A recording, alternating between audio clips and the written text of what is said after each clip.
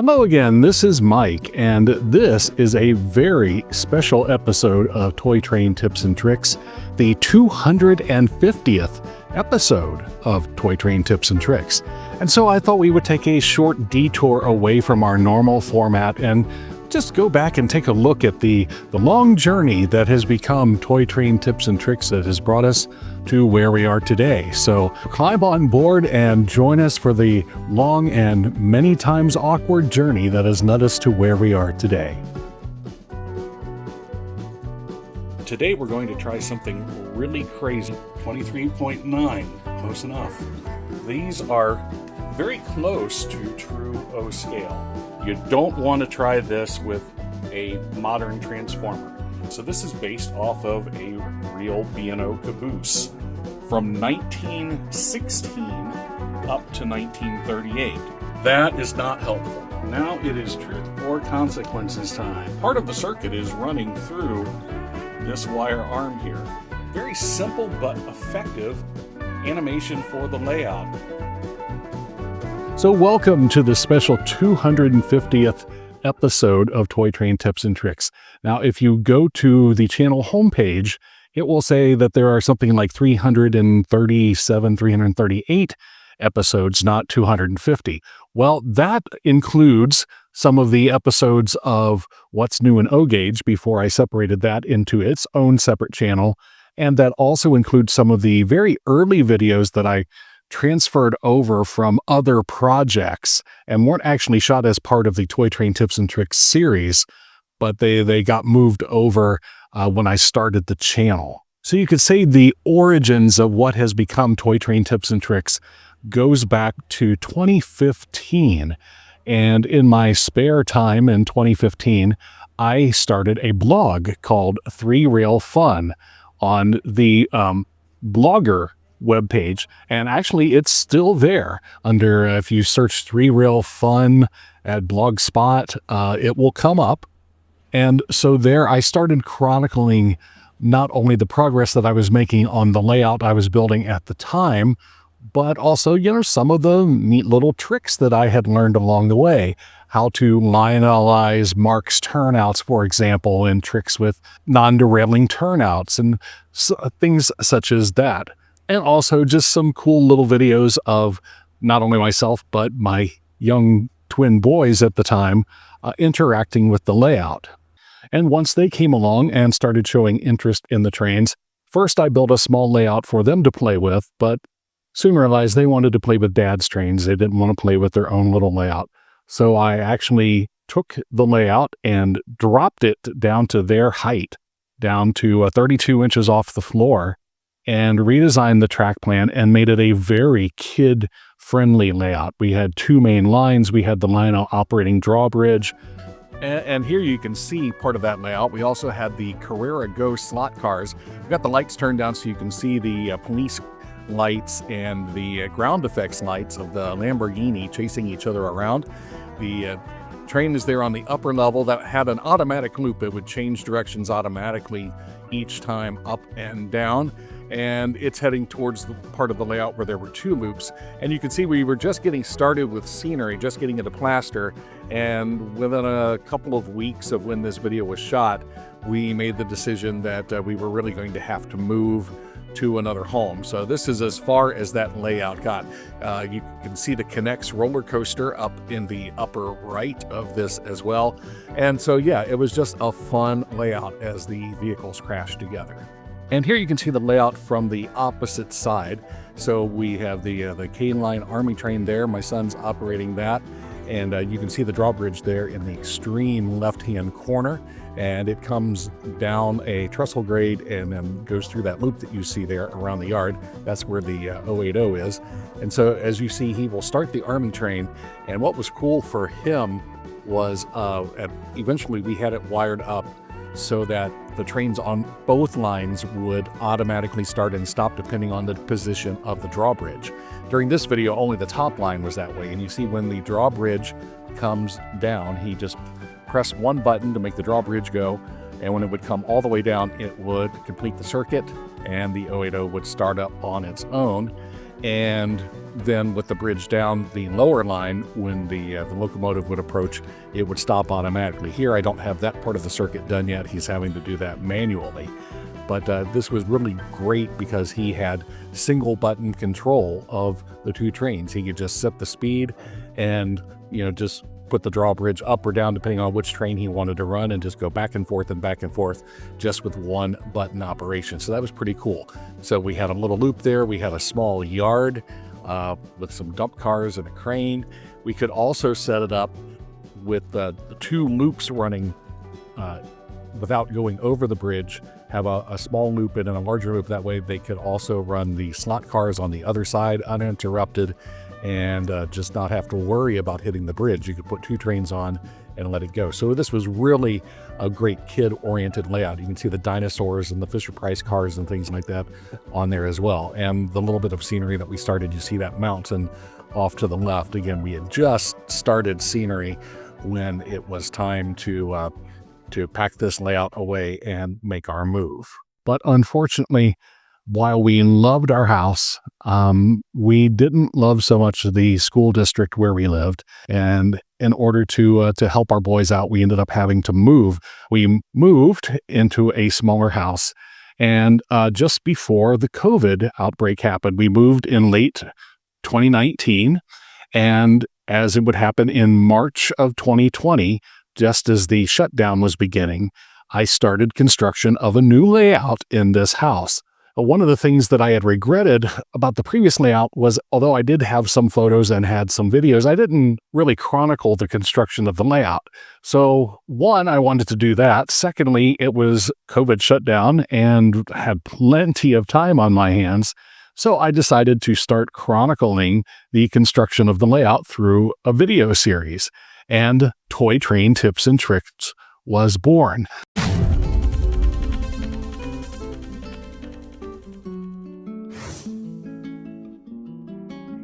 Hello, everyone. It's time for a Fun Lines update.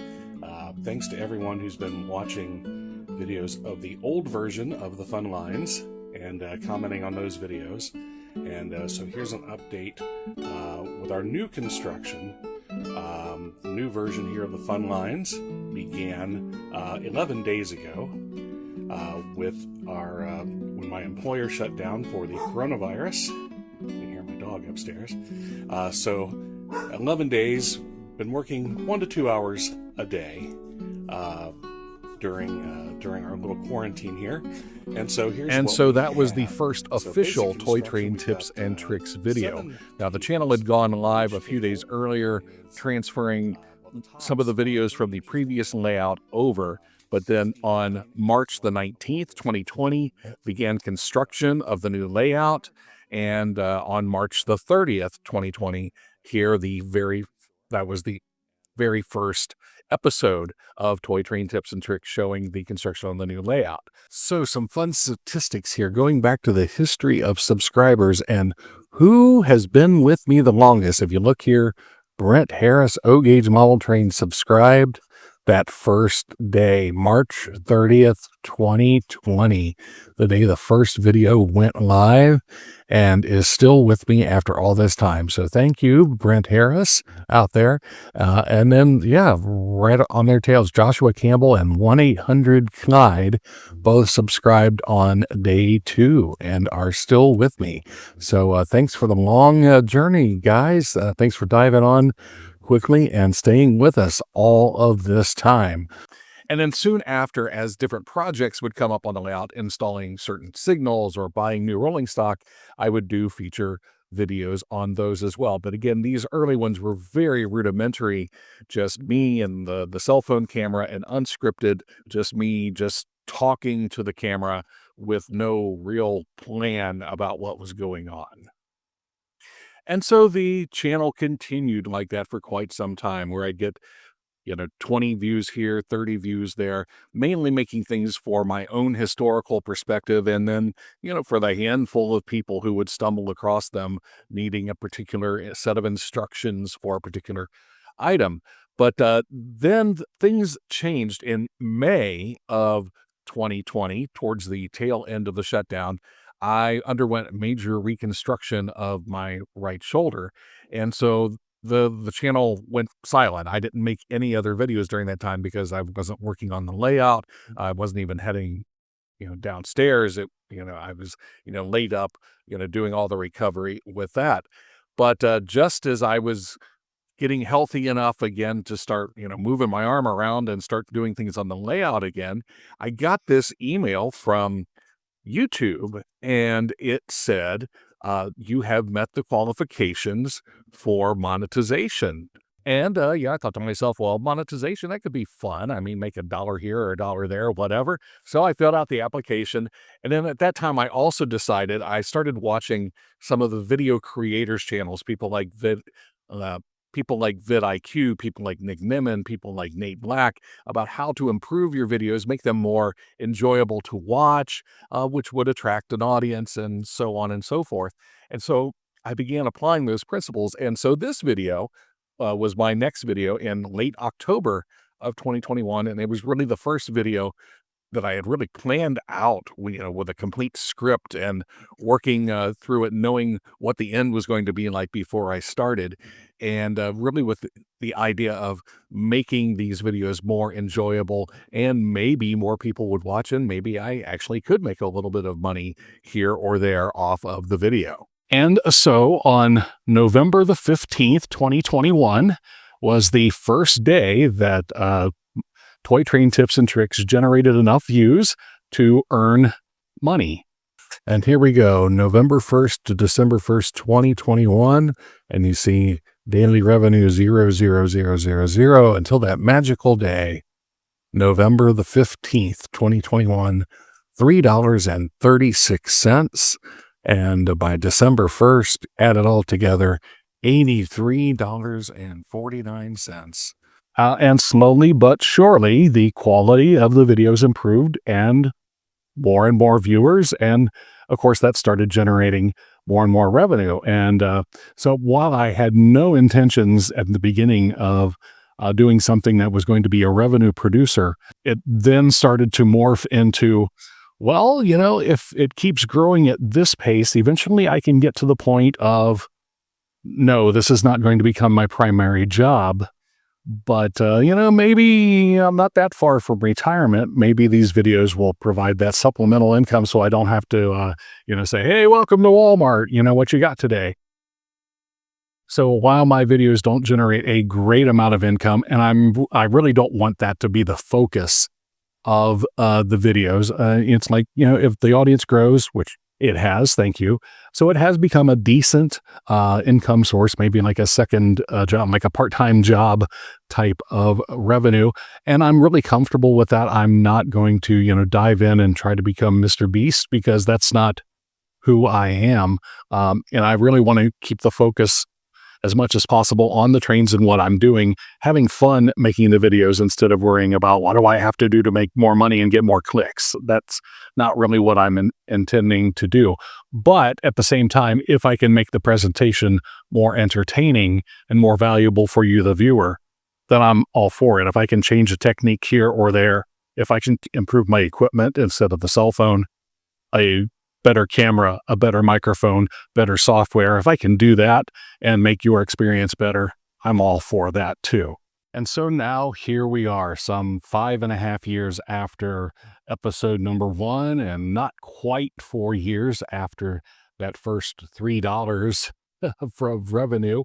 So how have things changed? Well, besides the quality of the videos and getting more comfortable with the software, getting comfortable with appearing on camera. I never would have done this 5 years ago, having myself on the camera. I actually had tried to do videos this way, and it just freaked me out. But thinking that people all over the world would be looking at me. I've gotten over that, and so come out of my shell a little bit. So there's a positive. I think the biggest positive of all is that I'm in the enviable position where I don't have to worry about my wife looking over my hobby receipts over my shoulder. She doesn't have to check the checkbook and say, well, what did you spend at that show? Because she realizes that 9 times out of 10, if I purchase a hobby item, once I feature it on the channel, I end up making more money back than I spend. So I don't have that issue to worry about. I don't have to, the joke is to have fake receipts or to say, I hope my wife doesn't find out what I really spend on the hobby instead of what I say I spend on the hobby. So not having that to worry about is great for domestic tranquility. I think it has grounded my kids in reality a little bit more. Here they are, they're high school seniors getting ready to graduate, and how they're friends. And it's like, oh, so and so is on social media, and there's that person, and they're like, YouTube. My dad does YouTube. It's nothing special. And the channel has also brought some things into my life that I wasn't expecting. That's maybe some of it a hassle. We now, for tax purposes, I've had to create an LLC.